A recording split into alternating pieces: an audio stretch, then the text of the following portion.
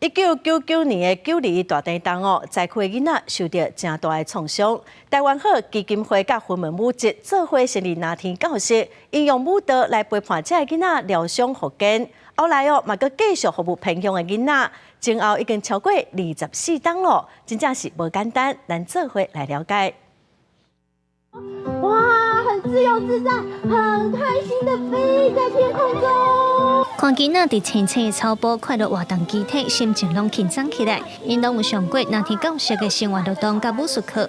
这是台湾好基金会董事长郭文昌甲云门舞集创办人林怀明，自1999年9·21大地震了后创办的公益计划，为着要帮助灾区的囡仔走出心理的创伤，用舞蹈、用肢体律动陪伴因，了后慢慢走向服务资源欠缺的学校。创造力还有他们的活动力哦，那是将来这些力量会陪伴他们长大了。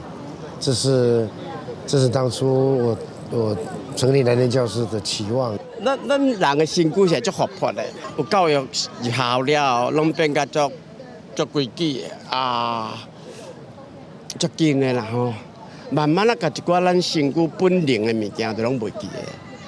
所以这个课程蓝天计划这个物件，就是让囡仔会当发挥家己的想法、伊的动作。那天教室课程创办到今已经24年，前5档服务9·21灾区，了后转向服务偏乡的学校。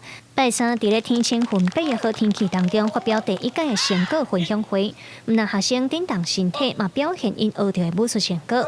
捌受那天教室服务的学校表示，囡仔伫咧集体活动的过程当中，有认捌到家己训练专注力，嘛慢慢较有自信。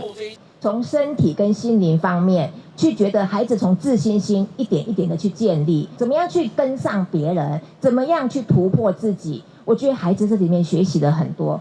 今年那天教室伫咧新北苗栗南投各乡10间学校有开那天课程，就是希望囡仔唔但会当训练身体，嘛通伫咧音乐和舞蹈的世界拍开五感，自由振动身体。